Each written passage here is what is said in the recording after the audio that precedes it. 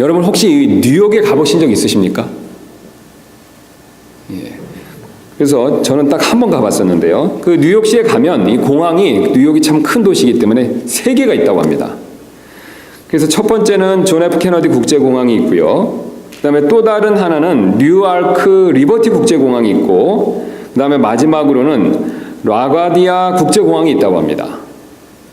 그래서 저는 이제 뉴아크 리버티 국제공항을 한번 가본 적이 있습니다. 다른 공항은 가보지는 못했고요.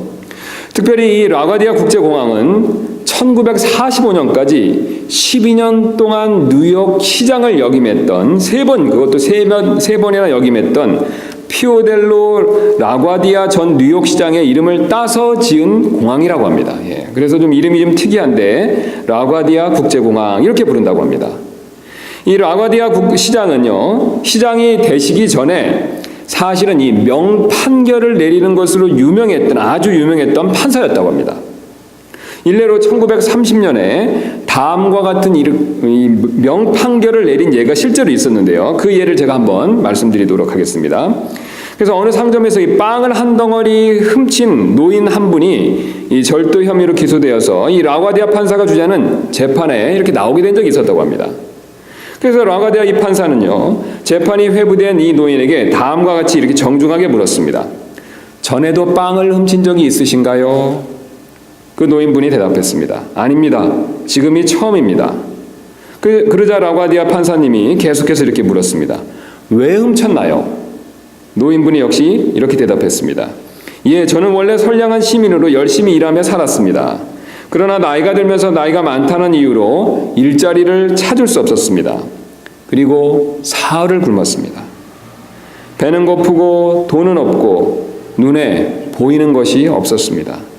그래서 배고픔을 참지 못하고 빵 한 덩어리를 훔쳤습니다. 라과디아 판사님은 깊은 생각에 잠겼고 얼마 후에 판결을 다음과 같이 내렸습니다. 아무리 사정이 딱하다고 하지만 남의 것을 훔친 것은 잘못된 행동입니다. 법은 만인에게 평등해야 하며 예외가 있어서는 안 됩니다. 그래서 당신에게 법대로 판결을 내릴 수밖에 없습니다. 당신에게 $10, 지금 화폐 가치로 치면 한 $500 정도 되는 돈인데요. $10의 벌금형을 선고합니다. 그러자 너무나도 딱한 노인의 사정을 알고 있었던 방청석에서는 이 노인을 용서할 줄 알았던 라과디아 판사가 인간적으로 너무한다는 생각으로 이렇게 술렁대기 시작했습니다. 그러자 라과디아 판사는 잠시 후에 논거를 이렇게 계속해서 이어갔습니다. 이 노인은 벌금을 내고 이곳을 나간다고 하더라도 다시 빵을 훔치고 이곳으로 올 것입니다. 이 노인분이 빵을 훔치게 된 것은 이 노인분만의 잘못은 아닙니다. 이 도시에 살고 있는 우리 모두에게도 사실 잘못이 있습니다. 이 노인분이 살기 위해 빵을 훔쳐야 했던 어려운 사정이 있음에도 불구하고 아무런 도움을 주지 않고 방치한 우리에게도 큰 책임이 있습니다. 그래서 저에게도 $10의 벌금형을 내립니다. 동시에 여기 계신 시민 여러분들에게도 십시일반 50센트의 벌금형에 동참해 주시기를 권고합니다. 그리고는 이 판사님은 자기 지갑에서 $10를 벌금으로 낸다며 모자에 이렇게 담았습니다. 판사님의 이 놀라운 선고에 이의를 제기하는 사람은 아무도 없었습니다. 그렇게 모두가 동참해서 거둬진 돈은 $57 50센트였는데 그 중에 $10를 노인의 벌금으로 내고 남은 돈을 이 노인분의 손에 쥐어주었습니다. 이 노인분은 눈물을 글썽거리며 그 법정을 떠나갔다고 합니다. 여러분 들어보니까 어떠십니까? 이 라과디아 판사는 공의와 사랑 이 두 가지 다를 충족시키는 치우치지 않은 명판결을 내리지 않았습니까? 그래서 혹자는 이 라과디아 판사 이 판결을 21세기의 솔로몬의 판결이다라고 그렇게 부르기도 합니다.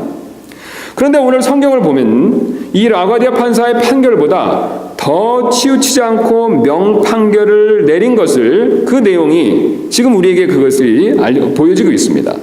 바로 아담과 이브의 죄에 내리신 하나님의 판결이 됩니다. 사실 솔로몬이나 이 라과디아 판사와는 비교할 수도 없이 현명한 하나님께서 아담과 이브의 죄에 대해서 사랑과 공의 두 가지 다를 충족시키는 치우치지 않는 명판결을 오늘 본문 말씀을 통해서 우리에게 알려주고 계십니다. 그래서 오늘 저는 여러분들과 함께 하나님께서 아담과 이브에게 내리시는 이 판결이 얼마나 이렇게 치우치지 않은 명판결인가를 한번 같이 살펴보기를 원합니다.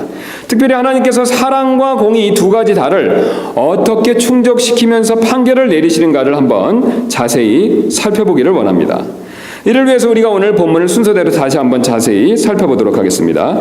사실 우리가 이 본문 말씀을 보셨을 때 우리가 하나님의 공의 입장에서 심판하는 모습만을 이미 사실 우리는 그것을 잘 알고 있습니다. 여러분 이 본문 말씀 보셨을 때 가장 먼저 떠오르시는 내용이 어떤 것이었습니까? 하나님께서 공의대로 범죄한 아담과 이브를 판결하시는 그런 내용이 먼저 가장 떠오르시지 않았었습니까? 그런데 오늘 제가 여러분에게 이렇게 알려드리고 싶은 바는 이 본문을 유심히 보시면요, 하나님께서 공의로만 심판하시는 것이 아니라 또한 사랑을 가지고 이 공의와 사랑 두 가지 다를 가지고 심판하는 모습을 발견하실 수 있다는 것을 같이 한번 생각해 보기를 원합니다. 그래서 그 근거로 가장 먼저 하나님께서 아담과 이브를 호출하시는 7절부터 10절의 모습을 먼저 한번 살펴보도록 하겠습니다. 그래서 7절부터 10절 말씀을 보면 하나님께서는 이 공의와 사랑 두 가지 다를 가지고 아담과 이브를 호출하는 모습을 지금 발견할 수가 있습니다.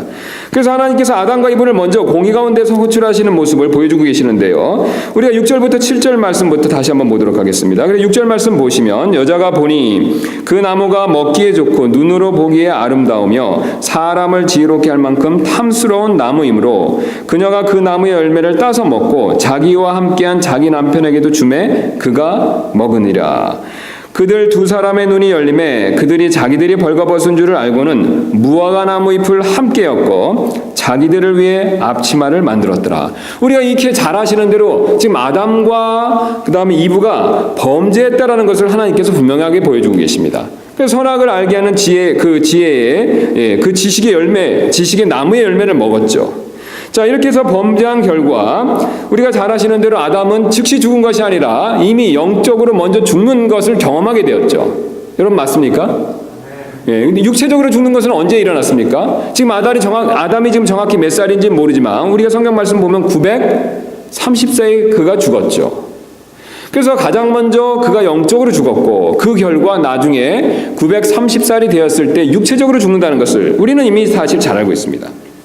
그런데 하나님께서는 오늘 본문 말씀을 유심히 보시면요, 그들이 범죄한 바로 그날에 지체 없이 그들을 부르시는 것을 우리에게 보여주고 계십니다. 그래서 8절 말씀 보시면 그들이 그날 서늘한 때 동산에 거니시는 주 하나님의 음성을 듣고 아담과 그의 아내가 주 하나님 앞을 떠나 동산의 나무들 가운데 숨으매. 자, 8절 말씀 보시니까 하나님께서 우리에게 무엇을 알려주고 계십니까, 여러분? 아담과 이브가 언제 숨었습니까? 어느 날 숨었죠? 그들이 범죄한 그날이죠. 여러분 맞습니까? 그 다음 날도 아니고 일주일 뒤도 아닙니다. 아담과 이브가 범죄한 바로 그날, 바로 하나님께서 그들을 부르시는 모습을 오늘 성경은 우리에게 그것을 분명하게 보여주고 있습니다. 그래서 8절 말씀에 그들이 숨으매라고 했었을 때 영어 킹제임스를 한번 보시기 바랍니다. 그럼 보시면 8절과 9절 사이에 엔드가 있습니다. 여러분 확인하셨습니까? 예, 그래서 나무들 가운데 숨으매. 그래서 지금 한글 흠정역은 숨으매로 처리했는데 그들이 이제 숨었는데 그 다음에 엔드니까 그리고가 되죠. 그러니까 그들이 숨었기 때문에 숨어서 그 다음에 하나님께서 이렇게 말씀하시죠. 9절입니다. 주 하나님께서 아담을 부르시며 그에게 이르시되 내가 어디 있느냐 하시니. 8절과 9절에 엔드가 있는 것을 우리가 유심히 보시면 저를 봐주시기 바랍니다. 이런 뜻이 되죠. 그들이 그날 숨었기 때문에 숨어서 그래서 누가 부르셨습니까? 하나님 부르신 거죠. 예. 그들은 숨었고 하나님은 그래서 그들을 부르셨습니다. 그들이 그날 숨자 하나님께서 아담을 즉시 찾아오셔서 그들을 호출하는 모습을 지금 보여주고 계십니다. 재판장으로 지금 부르시는 거죠. 여러분 사실 하나님께서는 이 아담과 이브가 이날 범죄할 것을 아셨을까요? 모르셨을까요? 아셨겠지요. 이미 전지하시기 때문에 아셨을 것입니다. 근데 아셨기 때문에 이날 범죄할 것을 생각하고 계셨는데 우리가 하는 속된 말로 혹시나 했더니 어떻습니까? 역시나로 아담과 이브는 범죄를 했죠. 아담과 이브가 이날 범죄하자 하나님께서는 그들을 즉시로 호출하셨습니다. 여기서 우리는 하나님께서 범죄한 자들을 지체하지 않으시고 즉시 다루는 그분의 공의를 엿볼 수가 있습니다. 여러분 그렇지 않습니까? 범죄하자마자 하나님께서는 그들을 즉시로 부르셨습니다. 지체하지 않으셨다는 거죠. 여기서 우리는 하나님의 공의를 발견할 수가 있습니다. 그러나 우리는 또한 하나님의 이런 공의와 동시에 그분의 사랑을 또한 엿볼 수가 있습니다. 그 근거로 10절에 이렇게 하나님께서 부르시죠. 뭐라고 말씀하시면서 부르셨냐면 내가 어디 있느냐 하시니. 지금 하나님께서 부르시는 내용이 참 흥미롭습니다. 하나님께서는 여러 가지 방법으로 그들을 부르실 수가 있는데 하나님께서 오늘 하신 말씀은 10절에 나오는 말씀은 바로 어떤 말씀이었냐면 내가 어디 있느냐라고 이렇게 부르신다는 거죠. 지금 하나님께서는 범죄한 아담과 이브에게 급하게 찾아오셔서 그 다음엔 전혀 예상 밖의 질문을 하고 계시죠. 내가 무슨 짓을 했느냐 아니면 내가 왜 먹었느냐 이렇게 다그쳐 묻고 계시지 않습니다. 여러분 그렇지 않습니까? 여러분 이 구절을 보실 때 그런 생각 해보신 적 없으십니까? 지금 하나님께서 범죄할 것을 아셨는데 그들이 정말로 범죄했습니다. 인류 최초의 범죄였죠. 그렇다면 하나님께서 그 범죄한 것을 다루실 때 첫 번째 질문이 우리가 보통 생각하는 대로 다그쳐 묻는 그런 내용이 아니었다는 것이죠. 무엇을 했는지, 왜 먹었는지 그런 것을 묻지 않으셨습니다. 단순하게 그냥 내가 어디 있느냐 이렇게 물으셨다는 거죠. 여러분 이 순간에 있어서 하나님의 마음을 한번 생각해 보시기 바랍니다. 저 그림을 한번 보여주시면 감사하겠습니다. 예, 제가 이제 인터넷에서 한번 구한 사진인데 아이들이 페인트로 온 집안을 이렇게 엉망을 만들었습니다. 여러분 부모님 입장에서 집에 딱 돌아왔는데 아이들이 이렇게 했다 그러면 어떤 마음 드시죠? 화나시죠? 그런데 이 아이들이 이렇게 해놓고 베란다가에 가서 이렇게 살짝 숨었다고 생각해 보세요. 그럼 여러분의 첫 마디가 어떤 말이 되시겠습니까? 아마 모르긴 몰라도 이리 나와. 예. 너는 혼날 거야. 오늘 그런 내용의 말씀이 되겠죠. 그런데 오늘 흥미롭게도 하나님께서는 그런 식으로 첫 번째 말씀을 하지 않으셨다는 것이죠. 그냥 하나님께서는 단순하게 내가 어디 있느냐라고 이렇게 부드럽게 묻고 계시다는 것이죠. 그럼 여러분 한번 생각해 보시기 바랍니다. 하나님께서 아담 보고 숨어있는 나무 그늘 뒤에, 나무 숲속 뒤에 숨어있는 아담이 어디 있는지를 몰라서 물어보시는 거겠습니까? 그렇지는 않으시겠죠. 모든 것을 아시는 분이 나무 숲속 뒤에 있는 아담이 어디 있는지를 몰라서 물으시는 것은 아니시겠죠. 아담이 몸이 어디 있는지, 아담의 위치를 몰라서 물으시는 것은 아니실 것입니다. 그렇다면 하나님께서 무엇을 묻고 계실까요? 바로 그의 마음이 지금 어디 있는가 그것을 여쭙고 계십니다. 다시 말해 그의 마음이 영적으로 올바른 상태와 위치에 있는가 그것을 묻고 계신다는 것이죠. 지금 아담의 영적 위치는 바로 하나님 앞을 떠난 상태죠. 그 근거로 우리 3장 8절 말씀 보겠습니다. 그래서 우리 8절 말씀 다시 한번 보시면 그들이 그날 서늘할 때 동산에 거느시는 주 하나님의 음성을 듣고 하나님과 그의 아내가 주 하나님 앞을 뭐라고 말씀하고 있습니까? 주 하나님의 앞을 떠났다고 말씀하고 계시죠. 그리고 동산의 나무들 가운데 숨음에 저를 봐주시기 바랍니다. 지금 아담은 동산에 거느시는 하나님의 음성을 듣고 원래는 하나님과 같이 있어야 되는데 원래는 하나님과 함께 있어야 되는데 지금 하나님 앞을 떠나서 숨었다라고 말씀하고 계시죠. 여러분 하나님께서 질문하시는 요점이 바로 여기 있습니다. 아담은 원래 하나님 앞에서 자기가 있어야 될 위치를 떠났다는 것이죠. 자신의 위치를 떠났다는 것은 그의 지금 영적 상태를 보여주고 있습니다. 바로 하나님과 올바른 관계, 올바른 상태에 있지 않다는 것을 보여주고 계시다는 것이죠. 특별히 성경은 지금 아담과 같은 상태에 있는 사람을 잃어버린 사람이다라고 그렇게 종종 부를 때가 있습니다. 흥미로운 사실은요, 성경은 구원받은 세이브드라고 그러죠. 영어로는. 그 구원받은 이 말의 반대말로 잃어버린 라스트라는 말을 쓰고 있습니다. 우리가 생각하기는 구원받았다라는 말의 반대가 구원받지 않았다라는 unsaved,라고 생각하는데 우리 영어 킹제임스에는 unsaved,라는 단어가 없습니다. 구원받지 않았다라고 하는 말은 우리가 쓰는 말이지 사실 성경에는 없다는 것이죠. 물론 동사 형태로 구원받지 못한 not saved는 있습니다. 그러나 형용사 형태로 구원받지 않은 unsaved라는 말은 없다는 것이죠. 이것은 무엇을 말씀하고 있냐면요. 죄인을 바라보는 관점이 우리의 관점과 하나님의 관점은 약간 차이가 있다는 것이죠. 우리는 아담처럼 죄 지은 사람을 단순히 구원받지 않았다 정도로 이렇게 보고 있지만 하나님께서는 그것을 넘어서 구원받지 않은 사람은 단순하게 구원받은 것 정도에 머무는 것이 아니라 잃어버린 사람이라고 보고 계신다는 것이죠.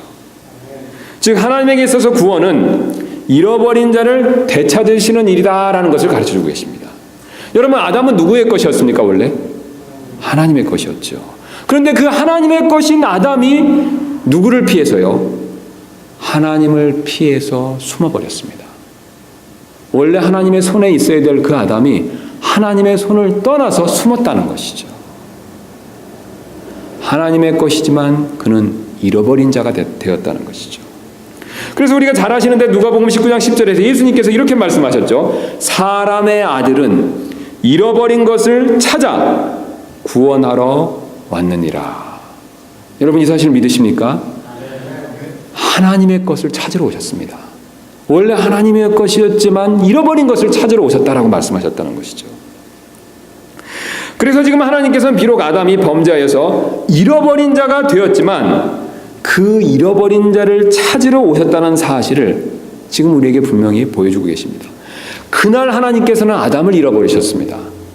그런데 그 아담을 하나님께서 심판하러 오시기도 했지만 오늘 성경은 놀랍게도 그 잃어버린 아담을 다시 찾으려고 하나님께서 오셨다라는 사실을 오늘 우리에게 주님께서는 알려주고 계십니다.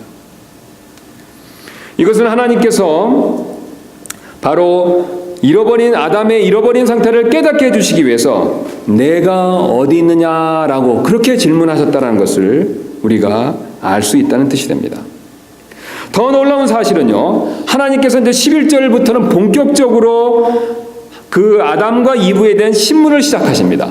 그런데 11절에서 본격적으로 신문을 시작하시기 전에 오늘 놀랍게도 하나님께서는 8절에서 바로 9절에서 내가 어디 있느냐라는 질문을 먼저 하셨다는 것이죠.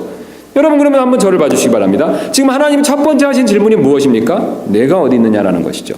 그 다음에 11절에서 이어서 하나님께서 본격적으로 그들을 신문하기 시작하십니다. 그런데 놀랍게도 하나님께서 첫 번째 한 질문이 뭐냐면 내가 어디 있느냐라는 질문이었다는 거죠. 그럼 이것은 무엇을 보여주고 있습니까? 하나님께서 가장 먼저 아담을 만났을 때 하시고 싶은 말씀이 어떤 것이었다는 뜻이 됩니까? 신문하는 내용이 아니라 내가 어디 있느냐, 바로 너의 잃어버린 상태에 대해서 말씀해 주시기를 원하셨다는 것이죠. 게다가 오늘 지금 모세는 이 신문하시는 하나님의 호칭을 단순히 주님이나 하나님이라고만 부르고 있지 않습니다. 여러분 본문 말씀을 보시면 주 하나님이다라고 이렇게 말씀하고 있죠. 한번 보시기 바랍니다. 우리 8절부터 보시면 그들이 그날 서늘한 때 동산에 거니시는 뭐라고 말씀하고 있습니까? 주 하나님이죠. 예. 아주 특이하게도 주와 하나님을 같이 쓰고 있습니다. 그런데 주를 보시면 한글로 보시면 이 굵은 글씨로 고딕 처리가 되어 있는데요. 이 고딕은 영어 킹제임스를 보시면 로드가 대문자로 되어 있습니다. 여러분 확인하셨습니까? 예, 로드 가시고 한글로는 주 하나님이 되죠. 그럼 여기서 주 고딕으로 된 굵은 글자 로드는 원래 히브리 말에서는 여호와 야훼를 뜻합니다. 예, 그러니까 이제 이걸 히브리식으로 얘기하면 이렇게 되겠죠. 여호와 야훼 하나님이 됩니다. 예. 그럼 여호와 야훼는 어떤 뜻입니까, 여러분? 스스로 계신 자, 그 뜻이 되죠. 그런데 흥미로운 사실은 이렇게 주 하나님이라고 함께 붙이는 경우가 흥미롭게도 놀랍게도 창세기 2장 4절부터 3장까지만 나온다는 것입니다. 3장까지만 나온다는 것이죠. 창세기 전체에 걸쳐서 주 하나님을 같이 이렇게 붙여서 나오는 용례는 창세기 2장 4절부터 3장에만 나오고 있습니다. 그렇다면 이 창세기는 모세가 기록한 것인데요. 왜 모세가 영감을 받아서 이렇게 썼을까요? 다른 데서는 하나님, 주님을 따로따로 씁니다. 그런데 흥미롭게도 오늘 2장 4절부터 3장에 걸쳐서만 특이하게도 하나님을 언급할 때 주 하나님 이렇게 같이 불러서 언급한다는 것이죠. 그럼 모세가 왜 그랬을까요? 뭔가 이유가 있겠죠. 그럼 이유를 알기 위해서는 우리는 가장 먼저 문맥을 먼저 살펴볼 필요가 있죠. 그럼 2장으로 한번 가도록 하겠습니다. 그래서 우리가 2장을 보시면 2장 먼저 마지막 1장 31절까지 보시면 1장 전체를 보시면 다 하나님만 나옵니다. 여러분 맞습니까? 시간이 없어서 우리가 다 확인해 보진 않겠지만 계속해서 1장에서는 이 세상을 만드신 하나님의 명칭을 그냥 단순하게 하나님이다라고 말씀하고 있습니다. 여러분 확인이 되십니까? 그리고 2장 1절, 2절, 3절까지도 역시 누가 나옵니까? 호칭이 어떻게 나오죠? 하나님이 나오시죠. 그런데 흥미롭게도 2장 4절부터 주 하나님으로 호칭이 바뀌고 있습니다. 그러면서 3장까지 주 하나님이라는 호칭이 계속 나오고 있다는 것이죠. 자, 그러면 왜 모세는 성령의 영감을 받아서 2장 4절부터 3장까지는 주 하나님이라는 호칭을 썼을까요? 문맥에 역시 힌트가 있습니다. 1장은 이 세상 전체 만물을 만드신 것을 말씀하고 계십니다. 그런데 특별히 2장 4절부터 3장까지는 누구와 관계된 것을 말씀하고 계십니까? 바로 사람과 관계된 것을 말씀하고 있죠. 2장 4절부터 구체적으로 사람을 만드신 내용을 말씀하고 있습니다. 여러분 맞습니까? 그 다음에 그 뒤에서 3장까지 다 누구와 관계된 것을 말씀하고 계십니까? 특별히 창조물들 중에서 사람과 관계된 것을 말씀하고 있죠. 1장은 사람을 포함한 온 우주 만물에 대한 것들을 말씀하셨을 때 하나님이라고 말씀하시고 2장 4절부터 3장에 걸쳐서는요. 특별히 사람과 관계됐었을 때 주 하나님이다 이렇게 표현하고 있다는 것이죠. 즉 주 하나님, 여호와 하나님이라는 호칭은 하나님께서 특별히 사람과 어떤 관계를 맺을 때 쓰는 호칭이라는 것을 문맥을 통해서 우리가 알 수가 있습니다. 또 그 근거가 있습니다. 우리 출애굽기 3장 13절부터 16절 말씀 보겠습니다. 이 주 하나님이라는 호칭이 창세기 이후에 첫 번째 나오는 곳이 바로 출애굽기 3장 13절부터 16절이 됩니다. 예. 우리가 잘 아시는 대로 이제 모세가 하나님께 하나님의 이름이 무엇입니까? 라고 하나님의 이름을 여쭙는 장면이죠. 그래서 출애굽기 3장 13절에 이렇게 시작하고 있습니다. 모세가 하나님께 아뢰되 보소서 내가 이스라엘 자손에게 가서 그들에게 말하기를 너희 조상들의 하나님께서 나를 너에게 보내셨느니라 하면 그들이 내게 말하기를 그분의 이름이 무엇이냐 하리니 내가 무엇이라 그들에게 말하리까 하매. 자, 그래서 지금 뭐라고 말씀하고 있습니까? 하나님의 이름을 가르쳐줘 달라고 말씀하고 있죠. 그런데 이 하나님의 이름을 뭐라고 말씀하고 계십니까? 특별히 모세는 어떻게 얘기하고 있죠? 조상들의 하나님이라고 얘기하고 있죠. 여러분 맞습니까? 조상들의 하나님의 이름을 무엇입니까? 라고 그렇게 무엇이라고 얘기해야 됩니까? 라고 얘기하고 있다는 것이죠. 그러자 하나님께서 14절에 이렇게 대답을 해주시죠. 하나님께서 모세에게 이르시되 나는 곧 스스로 있는 자니라 하시고 이게 여호와죠. 또 이르시되 너는 이스라엘 자손에게 이같이 말하기를 스스로 계신 이께서 나를 너에게 보내셨느니라 하라. 자, 그러면서 15절 말씀 보겠습니다. 하나님께서 또 모세에게 이르시되 너는 이스라엘 자손에게 이같이 말하기를 주 너희 조상들의 하나님. 영어로 보시면 15절 말씀 보시면 로드 갓이 똑같이 나옵니다. 우리는 번역을 위해서 주 너희 조상들의 하나님 이렇게 얘기했지만 영어 킹제임스를 보면 주 하나님이 먼저입니다. 여러분 맞습니까? 예, 그런데 주 하나님인데요. 누구의 하나님이라고 말씀하고 있습니까? 조상들의 하나님이죠. 그러면서 곧 누구의 하나님이라고 말씀하고 있습니까? 아브라함의 하나님, 이삭의 하나님, 야곱의 하나님. 이것은 영원토록 나의 이름이요 이것은 모든 세대에 이르는 나의 기념물이니라. 특별히 주 하나님을 누구와 연결시켜서 말씀하고 있습니까? 아브라함과 이삭과 야곱. 이스라엘 백성들이 누구와요? 조상과 연결해서 말씀하고 있다는 것이죠. 그 내용은 16절에도 동일하게 나오고 있습니다. 가서 이스라엘의 장로들을 함께 모으고 그들에게 이르기를 주 너희 조상들의 하나님. 역시 영어 킹제임스는 붙어 있습니다. 16절을 보시면 주 너희 조상들의 하나님 곧 아브라함과 이삭과 야곱의 하나님께서 내게 나타나사 이르시되. 역시 동일하게 문맥은 무엇을 보여주고 있습니까? 주 하나님이란 뜻은요 바로 사람과 관계된 하나님의 호칭이라는 것을 보여주고 있죠. 자, 그럼 우리가 다시 본문으로 오시면요 지금 하나님께서 3장 8절에서 하나님이다, 주 하나님이다라고 말씀하시는 것은 특별히 이 하나님이 누구와 관계됐다라는 것을 말씀하고 계십니까? 아담과 이브와 관계가 깊으신 하나님이라는 것을 보여주고 있죠. 여러분 맞습니까? 즉 주 하나님이라는 말의 쉬운 뜻은요, 아담과 이브의 하나님이라는 그런 뜻이 됩니다. 물론 성경에 아담과 이브의 하나님이라는 표현은 없습니다. 그러나 주 하나님이 가지고 있는 이 의미가요, 문맥에 따라 보시면 아담과 이브와 관계된 하나님이다, 그런 의미를 가지고 있다는 것이죠. 여러분 그것에 대한 또 분명한 근거가 있습니다. 그래서 이 사실을 잘 알았던 뱀은요, 3장 1절을 보시겠습니다. 이제 뱀은 주 하나님께서 만드신 들의 어떤 짐승보다 더 강교하더라 라고 시작하는데, 여자에게 뱀이 얘기할 때 주 하나님이란 호칭을 빼고 단순하게 하나님이란 이름만 쓰고 있죠. 그 뒤에 뱀은 계속해서 하나님이란 이름만 쓰고 있습니다. 여러분 여기서 뱀의 간교함이 나오지 않습니까? 지금 하나님께서 뭐라고 말씀하십니까? 주 하나님, 곧 이 하나님은 아담과 이브와 관계하시는 하나님이었는데, 뱀은 간교하게도 주라는 단어를 빼고 하나님, 아담과 이브와 관계하는 하나님이란 부분을 살짝 가리고 있습니다. 하나님과 너희와의 관계를 잊으라고 얘기하고 있다는 것이죠. 그런데 놀랍게도요, 모세는 다시 3장 8절에서부터 주 하나님이라는 호칭을 다시 쓰고 있습니다. 즉 이것은 하나님께서 아담과 이브를 범죄하셨다고 버리신 것이 아니라 계속해서 관계를 맺으시는 아담과 이브의 하나님이신 것을 보여주고 계십니다. 여러분 이 사실이 이해가 되십니까? 뱀은 그 사실을 감추려고 그랬습니다. 그러나 오늘 하나님께서 뭐라고 말씀하십니까? 나 하나님은 아담과 이브가 여전히 범죄하였지만 그들과 계속해서 관계를 맺기를 원하는 그런 하나님이라는 사실을 자신의 호칭을 통해서 우리에게 보여주고 계십니다. 우리가 지금까지의 내용을 통해서 우리는 하나님께서 공의 가운데서 우리를 찾아오셨지만 이와 동시에 사랑 가운데서도 우리를 찾고 계신다는 사실을 우리는 동시에 발견할 수가 있습니다. 사실은 하나님께서는 이 범죄한 아담과 이브를 내버려 두실 수도 있었죠. 그냥 거기 숨어 있어라 하고 버려 두실 수도 있었습니다. 한 달이고 1년이고 내버려 두실 수도 있었습니다. 여러분 그렇지 않습니까? 그러나 하나님께서는 그렇게 하지 않으셨습니다. 그들이 범죄한 날 즉시로 찾아오셨죠. 그리고 그들에게 신문하시기 전에 내가 어디 있느냐라고 그렇게 물으셨습니다. 하나님께서는 또한 그들의 범죄함으로 인해서 당장 지옥에 보내실 수도 있었습니다. 여러분 그렇지 않습니까?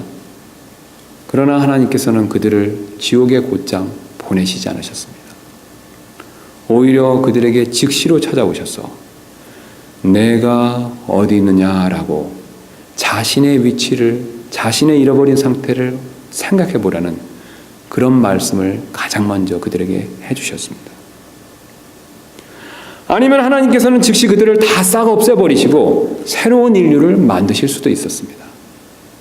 그러나 하나님께서는 그렇게 행하지 않으셨습니다. 오히려 먼저 뛰어오셔서 내가 어디 있느냐라고 물으시면서 그들에게 하나님 앞에서 자신의 위치를 다시 한번 생각해 볼 그것을 그들에게 말씀해 주셨습니다. 여러분 사실 우리도 마찬가지입니다.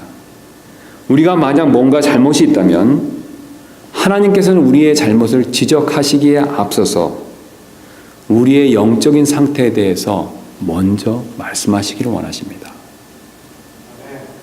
하나님께서는 지금도 우리에게 이렇게 묻고 계십니다. 내가 어디 있느냐? 여러분은 지금 오늘 바로 이 순간에 어디에 계십니까? 혹시 어떤 잘못과 실수로 인해서 하나님 앞을 피해서 영적으로 숨어 계신 것은 아닙니까? 아니면 예수 그리스도의 그분의 공로에 힘입어서 은혜의 왕자 앞에 떳떳하게 하나님 앞에 지금 서 계십니까? 우리 자신의 영적인 상태에 대해서 우리는 한번 깊이 생각해 볼 필요가 있습니다. 하나님은 우리에게 심판을 내리시기 전에 먼저 우리가 내 자신의 그런 영적인 상태에 대해서 한번 생각해 보기를 원하십니다. 그리고 그 방법으로 오늘 우리에게 이렇게 묻고 계십니다. 내가 어디 있느냐? 여러분, 이것이 전부 다가 아닙니다. 더 나아가서 하나님께서는 공의와 사랑 두 가지 다를 가지고 이제 아담과 이브를 본격적으로 신문하기 시작하십니다. 그래서 앞에서 살펴본 것처럼 하나님께서는 죄인을 사랑하시는 것을 우리에게 보여주셨죠. 그러나 그렇다고 해서 하나님께서 그 잘못을 그냥 덮지는 결코 않으십니다. 오히려 그 잘못을 정확하게 따져보시죠. 그래서 그들을 차례대로 자세히 신문하시는 모습을 오늘 본문이 아까 우리가 읽었던 대로 11절부터 15절을 통해서 우리에게 보여주고 계시죠. 그래서 우리가 잘 아시는 대로 가장 먼저 아담을 신문하고 계시죠. 그래서 11절 말씀 보도록 하겠습니다. 이제부터 하나님께서 본격적으로 신문하기 시작하시죠. 그분께서 이르시되 내가 벌거벗은 것을 누가 내게 알려주었느냐? 내가 내게 먹지 말라고 명령한 그 나무에서 나는 것을 내가 먹었느냐 하시니. 자, 우리가 이게 3장 1절부터 6절을 보시면요, 범죄하는 순서는 가장 먼저 누가 나왔습니까, 여러분? 뱀이 나왔죠. 등장하는 인물 순서가 뱀이었죠. 그 다음에 누가 나왔습니까? 여자가 나오고요. 맨 마지막은요, 남자가 나왔죠. 그런데 흥미롭게도 오늘 신문을 받는 순서는 정반대입니다. 가장 먼저 누가 신문을 받고 있습니까? 아담이 받고 있죠. 남자가 받고 있죠. 그 다음은요, 여자가 받고요. 그 다음은요, 뱀이 받고 있죠. 이것은 바로 아담의 책임이 가장 크다는 사실을 보여주고 있습니다.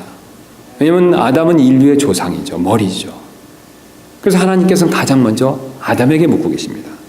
그 근거로 아담은 2번 신문을 받습니다. 2번 질문을 받죠. 여러분 맞습니까? 11절 말씀 보니까 그분께서 이르시되 내가 벌거벗은 것을 누가 내게 알려주었느냐? 내가 내게 먹지 말라고 명령한 그 나무에서 나는 것을 내가 먹었느냐? 몇 번 질문하십니까? 몇 번 신문하십니까? 2번 하시죠. 여자에게는 몇 번 하십니까? 한 번 하십니다. 13절 말씀 보시면 주 하나님께서 여자에게 이르시되 내가 행한 일이 도대체 무엇이냐? 한 번 질문을 하시죠. 한 번 신문을 하시죠. 그 다음에 뱀에게는 몇 번 하십니까? 예, 한 번도 하시지 않으시죠. 곧바로 심판을 내리십니다. 하나님께서 아담에게 가장 엄하게 물으시고 그 다음에 여자에게, 그 다음에 뱀에게는 물을 필요 없이 심판하시는 모습을 보여주고 계십니다. 하나님께서 우리의 죄를 공의 가운데서 정확히 다루신다는 것을 보여주고 계시죠. 그러나 우리는 여기서 동일하게 이런 하나님의 공의와 동시에 그분의 사랑을 또한 엿볼 수가 있습니다. 바로 하나님께서는 아담과 이브를 심판하시고 뱀에게 저주를 내리심과 동시에 아담과 이브가 구원받을 방법을 또한 곧바로 말씀하시죠. 우리가 이미 잘 아시는 대로 15절에 바로 그녀의 씨, 여자의 씨를 말씀하시죠. 15절 말씀 이렇게 하시죠. 내가 너와 여자 사이에 내 씨와 뭐라고 말씀하십니까? 그 다음에 그녀의 씨 사이에 적개심을 두리니. 우리가 잘 아시는 대로 이 그녀의 씨는 누구입니까, 여러분? 예수 그리스도에 대한 모형이 있죠. 여러분 이 사실 믿으십니까? 이것은 바로 예수 그리스도께서 특별히 하나님께서는 그의 씨라고도 말씀 안 하시고 그들의 씨라고도 말씀 안 하십니다. 그녀의 씨라고만 말씀하시죠. 우리가 이미 익히 잘 아시는 대로 그녀의 씨라는 뜻은 예수님의 처녀 탄생을 의미하고 있죠. 더 놀라운 사실은 지금 말씀하시는 하나님을, 지금 이 아담과 이브를 불러서 호출해서 신문하시는 하나님을 많은 성경 교사들은 성육신 하시기 전에 예수님으로 보고 있습니다. 이건 뭐 절대적인 것은 아닙니다. 예. 많은 분들이 그렇게 믿는다는 것 뿐이죠. 그래서 그 근거를 그렇게 보시는 분들은 동산에 거니시는 주 하나님 이렇게 말씀하는 내용이 나오기 때문에 이렇게 하나님께서 사람의 모습으로 나타나는 것들은 거의 대부분 이렇게 성육신 하시기 전에 창세기나 뭐 구약에 나오는 말씀 중에서 하나님의 사람의 모습으로 나타나시는 것은 거의 대부분 성육신 하시기 전에 예수님으로들 많이들 보고 계십니다. 이건 뭐 그렇게 보실 수도 있고 그렇게 보지 않으실 수도 있습니다.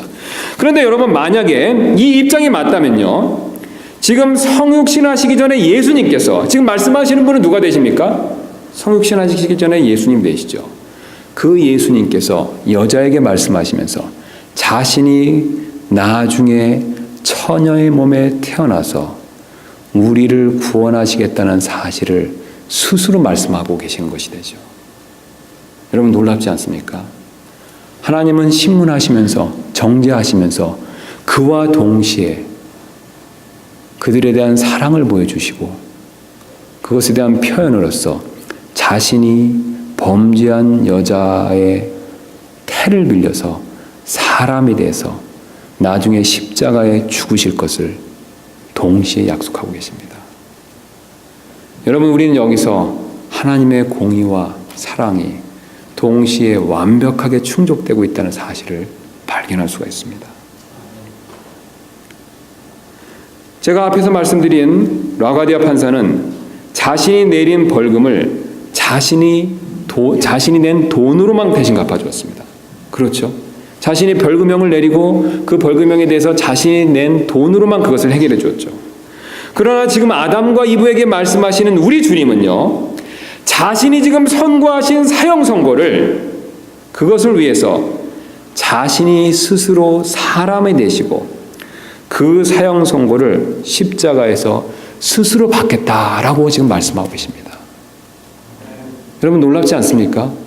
하나님은 스스로 사형 선고를 내리시고 스스로 자기가 그 사형 선고를 사람이 돼서 받겠다라고 말씀하고 계시죠. 여러분 얼마나 놀랍습니까? 그분은 사랑과 공의를 동시에 만족시켜 주시는 그런 판결을 내리고 계십니다. 판사는 돈을 줘서 끝냈지만 우리 주님은 사람이 되시고 스스로 죽으실 것을 약속하고 계십니다.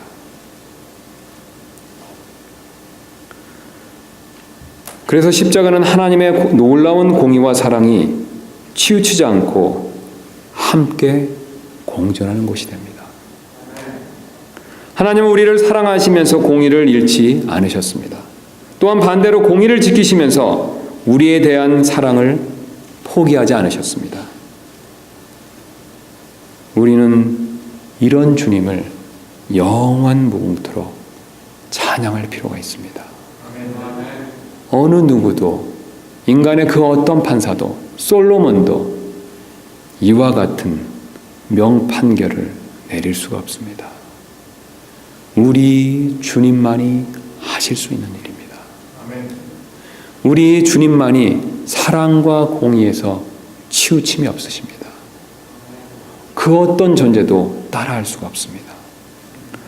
오늘 하나님께서는 이 말씀을 통해서 자신의 공의와 사랑이 치우치지 않고 완벽하게 공존할 수 있다는 것을 우리에게 가르쳐주고 계십니다. 우리는 지금까지 주님이 아담과 이브에게 보여주신 공의와 사랑 두 가지 다를 살펴보았습니다. 이 두 가지 이제 두 가지 교훈만을 살펴보고 말씀을 마치도록 하겠습니다. 우리가 오늘 본문 말씀으로부터 얻을 수 있는 첫 번째 교훈은요, 우리도 역시 마찬가지로 사랑만을 강조함으로 인해서 하나님의 공의를 놓쳐서는 안 된다는 사실입니다. 하나님께서는 지금까지 살펴본 것처럼 사랑의 하나님이십니다. 여러분 이 사실 믿으십니까? 하나님은 분명히 사랑의 하나님이시죠. 그러나 그분은 또한 동시에 공의의 하나님이십니다. 여러분 이 사실도 역시 믿으십니까?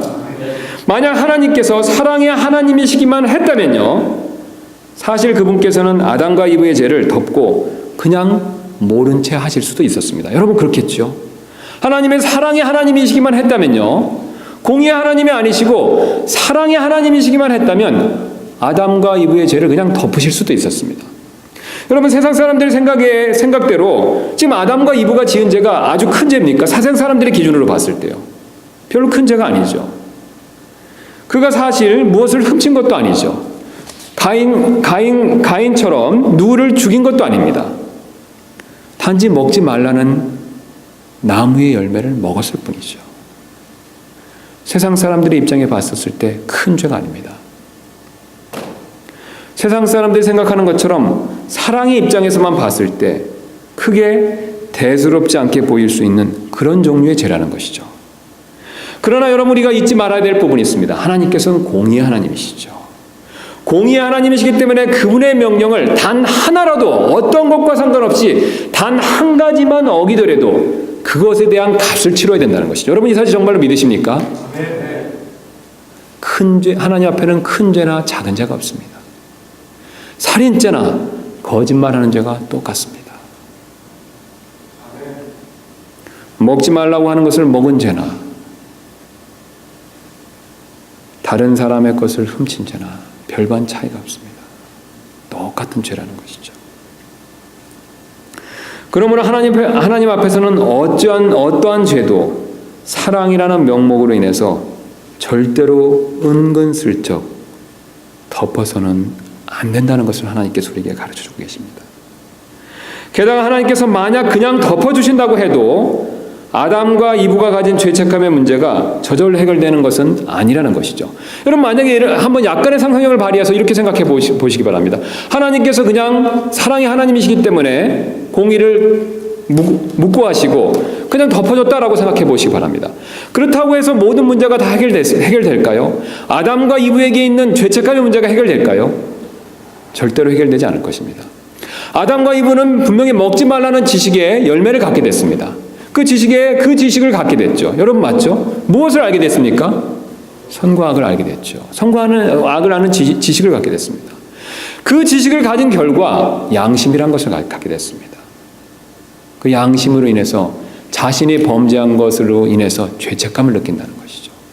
근거로 10절 말씀 보니까 하나님의 음성을 듣고 뭐라고 얘기하고 있습니까? 벌거벗었으므로 뭐라고 표현하고 있냐면 두려워하여 숨었나이다. 하나님의 음성을 듣고 두려워하여 숨었다는 것이죠. 무엇을 느끼고 있습니까? 죄책감을 느낀다는 거죠. 하나님 앞에 범죄한, 하나님께서 하지 말라는 것을 잘못을 범한 것에 대한 죄책감을 느낀다는 거죠. 하나님이 사실 아담과 이브의 죄를 그냥 덮더라도 그 안에 있는 죄책감은 해결될 수가 없습니다. 그런데 놀라운 것은 이들이 이처럼 죄책감을 느끼는 동안에 사실 하나님께서는 이미 용서하기로 작정하셨습니다. 그래서 15절에 오늘 우리가 보는 대로 여자의 후손에 대한 약속을 주셨죠. 지금 하나님의 마음 상태는 어떻습니까? 그들이 범죄한 것에 대해서 안타까워하십니다. 진노하시지만 15절 말씀 보니까 어떻습니까? 이미 하나님께서 마음속으로는 어떤 마음을 가지셨습니까? 용서하기로 작정하셨죠. 여러분 맞습니까? 그런데 죄책감은 누구만 느끼고 있습니까? 아담과 이브만 느끼고 있죠. 그들은 범죄한 순간부터 죄책감을 느끼고 있습니다. 그래서 그 죄책감 때문에 하나님의 음성을 듣고 무서워서 숨었다라고 얘기하고 있습니다. 그런데 하나님은요, 그들이 범죄한 사실을 기뻐하지는 않으십니다. 안타까워하시죠. 또 진노하시죠. 그럼에도 불구하고 하나님은 사랑의 하나님이시기 때문에 그들을 이미 용서하기로 작정하셨습니다. 그래서 그 근거로 여자의 씨에 대한 약속을 주셨죠. 그러나 죄책감으로 인해서 하나님 낯을 피하는 것은 아담과 이브가 죄로 인해서 겪는 불필요한 고통이었다는 것이죠. 왜냐하면 하나님은 이미 용서하기로 작정을 하셨습니다. 사실 그들이 범죄한 것이 큰 문제라기보다는, 물론 그것도 문제이지만 그보다 더 큰 문제는 바로 그들이 이미 용서하기로 작정하신 하나님 앞에 나아가서 회개하고 약속을 믿지 않았다는 데 더 큰 문제가 있습니다. 여러분 한번 본문을 다시 한번 가서 보도록 하겠습니다. 지금 오늘 아담과 이브는 오늘 본문 말씀만 보았을 때 서로 핑계만 대지 회개하는 모습을 절대로 보여주고 있지 않습니다. 여러분 맞습니까? 12절에서 하나님께서 이제 지금 저를 봐주시기 바랍니다. 하나님은 이미 잘못했지만 마음속에 무슨 마음을 품고 계십니까? 용서해 주시기로 작정하셨죠. 맞습니까? 그래서 아담과 이브에게 요구하시는 건 뭡니까? 회개하고 약속을 믿는 거죠. 그런데 아담과 이브는 회개하고 있지 않죠. 12절 말씀 보겠습니다. 남자가 이르되 하나님께서 나와 함께 있으라고 주신 여자 그녀가 그 나무에서 나는 것을 내게 주므로 내가 먹었나이다 하매, 자기 탓을 안 하고 누구 탓을 하고 있습니까? 여자 탓을 하고 있죠. 자신의 죄책감에 대한 것을 여자에 대한 핑계로서 무마시키려고 노력하고 있다는 것이죠. 13절을 보면 여자 역시 마찬가지입니다. 주 하나님께서 여자에게 이르시되 내가 행한 일이 도대체 무엇이냐 하니 여자가 이르되 뱀이 나를 속임으로 내가 먹었나이다 하니라. 역시 여자 역시 자신의 죄를 뉘우치고 있는 모습을 보여주고 있지 않고 있죠. 이처럼 핑계만 대는 아담과 이브의 모습은 사실은 우리의 모습이 될 수도 있습니다. 여러분 우리는 누구의 자손입니까? 아담과 이브의 자손이죠. 우리가 진화론을 믿지 않고 하나님께서 우리를 창조하신 것을 믿는다면 우리는 분명히 아담과 이브의 자손이 맞습니다. 우리는 안타깝게도 그런 우리 조상의 습성을 닮아서 하나님 앞에 뭔가를 잘못한 것이 있었을 때, 그것으로부터 죄책감을 느낄 때 사실은 회개하지 못하고 핑계를 먼저 댈 때가 많다는 것을 하나님께서는 우리에게 오늘 알려주고 계십니다. 핑계하는 아담과 이브의 모습은 그들만의 모습이 아닙니다. 사실 우리의 모습이 될 수 있다는 사실을 주님께서는 오늘 우리에게 알려주고 계십니다. 하나님께 잘못을 범하고도 내 탓이 아니라고 오늘 아담처럼 하나님 탓을 하는 것은 아닌지 나는 내 자신에 대해서 잘 한번 생각해 볼 필요가 있습니다. 또 다른 사람에게 잘못을 범하고도 내 잘못이 아니라 다른 사람만을 탓하는 것은 아닌지 한번 하나님 앞에서 깊이 생각해 볼 필요가 있다는 것이죠. 핑계대는 아담과 이브의 모습은 결코 남의 이야기가 아닐 수가 있습니다. 사실 하나님께서는 그리스도를 통해서 우리의 모든 죄를 이미 다 용서해 주셨습니다. 여러분 그 사실 믿으십니까? 네. 여러분 우리 그리스도인에게 있어서 정말 큰 문제는요, 죄를 지었다는 사실이 가장 큰 문제가 아닙니다. 죄를 지어서는 안 되지만 우리가 죄를 어쩔 수 없이 또 실수로 지을 때도 있습니다. 그런데 더 큰 문제는요, 지은 죄를 이미 용서하기로 작정하신 하나님 앞에 나와서 자백하고 회개하지 않는다는데 사실 더 큰 문제가 있습니다. 오늘 아담은 그런 실수를 했습니다. 오늘 하나님은 이미 용서하기로 작정하시고 다 마음을 먹고 준비하셨습니다. 그런데 그 앞에 섰을 때 아담과 이브는 회개하지 않는 모습을 우리에게 보여주고 있습니다. 동일한 하나님이 우리 앞에 계십니다. 동일한 하나님이 동일한 말씀을 우리에게 해주시고 계십니다. 우리의 죄가 아무리 좋은 것 같이 많을지라도 주님은 우리 구주 되신 그리스도를 통해서 이미 다 용서해 주셨습니다. 여러분 우리가 무엇이 두려운 게 있습니까? 무엇이 꺼리낄 게 있겠습니까? 우리 죄는 이미 다 용서받았습니다. 단지 그 죄를 주님 앞에 자백하고 인정하면 됩니다. 하나님은 단지 그것만을 원하고 계십니다. 그래서 우리는 우리 자신에 대해서 한번 깊이 생각해 볼 필요가 있습니다. 만약 우리가 회개하지 않는다면 우리는 사실 우리 안에 있는 죄책감으로 인해서 계속 괴로움만을 느낄 수밖에 없습니다. 아담과 이브로 인해서 우리가 꼭 알 필요가 없는 지식을 갖게 됐죠. 선과 악을 아는 그 지혜, 그 지식을 통해서 우리는 범죄할 때마다 죄책감을 느낍니다. 여러분 회개하지 않았을 때 가장 큰 고통이 무엇인지 아십니까? 죄책감이죠.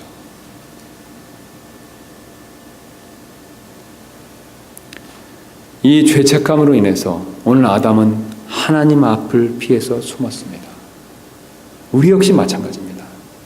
우리가 혹시라도 자백하고 고백하지 않은 죄가 있다면요, 우리 안에 있는 양심이 우리에게 죄책감을 불러일으킬 것입니다. 그리고 그 죄책감으로 인해서 주님과 멀어질 수밖에 없습니다. 그리고 그 죄책감으로 인해서 다른 사람을 탓하고 핑계대므로 다른 사람과의 관계도 나빠질 수밖에 없다는 것이죠. 오늘 본문은 아담은 자신이 지은 죄를 회개하지 않음으로 인해서 그 죄책감으로 시달림으로 인해서 하나님을 피해서 숨었고 자신의 사랑하는 아내와도 관계가 나빠졌다는 것을 보여주고 계십니다.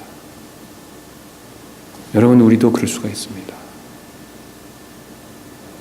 우리는 회개하지 않으면 이 죄책감으로부터 자유로워질 수가 없을 것입니다. 그러면 우리는 단순히 사랑이라는 이름으로 죄를 덮으려고 해서는 안 됩니다. 오히려 주님께 가져와야 됩니다. 왜냐하면 주님께서는 이미 우리의 모든 죄를 용서해 주셨기 때문입니다. 여러분 이 사실 정말 믿으십니까? 그랬을 때 우리 죄책감으로부터 자유로워질 수가 있습니다. 이제 두 번째 교훈만 살펴보고 말씀을 마치도록 하겠습니다. 우리는 공의만을 강조함으로 인해서 반대로 사랑을 놓쳐서는 또한 안 된다는 것이죠. 하나님께서 비록 공의로우신 분이시지만 또한 사랑의 하나님이십니다. 여러분 이 사실 역시 믿으시죠?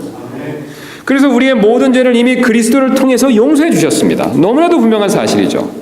사실 하나님께서는 그리스도를 통해서 이미 용서하기로 작정하셨기 때문에 오늘 아담과 이브를 찾아오셔서 선대하실 수가 있었습니다. 여러분 얼마나 하나님께서 사랑 가운데서 아담과 이브를 대하고 계십니까?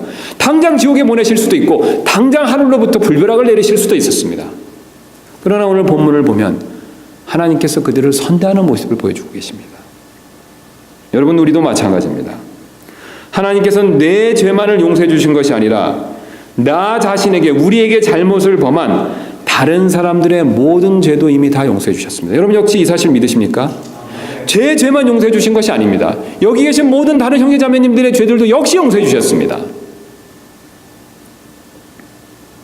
만약 여러분 우리가 내 죄가 용서받은 것을 확실히 믿는다면요, 그 믿는 것만큼 다른 사람이 내게 지은 죄도 확실히 용서받았다는 것을 우리는 믿을 필요가 있습니다. 여러분 내가 정말 100% 하나님 앞에서 구원받았기 때문에 용서받은 것을 믿으십니까? 그러면 우리 다른 형제 지체분들, 구원받은 다른 분들의 죄도 100% 용서받은 것을 믿으십니까? 이 사실을 우리가 믿는다면요, 우리는 특별히 나한테 잘못을 범하는 그 사람을 용서할 수 있습니다.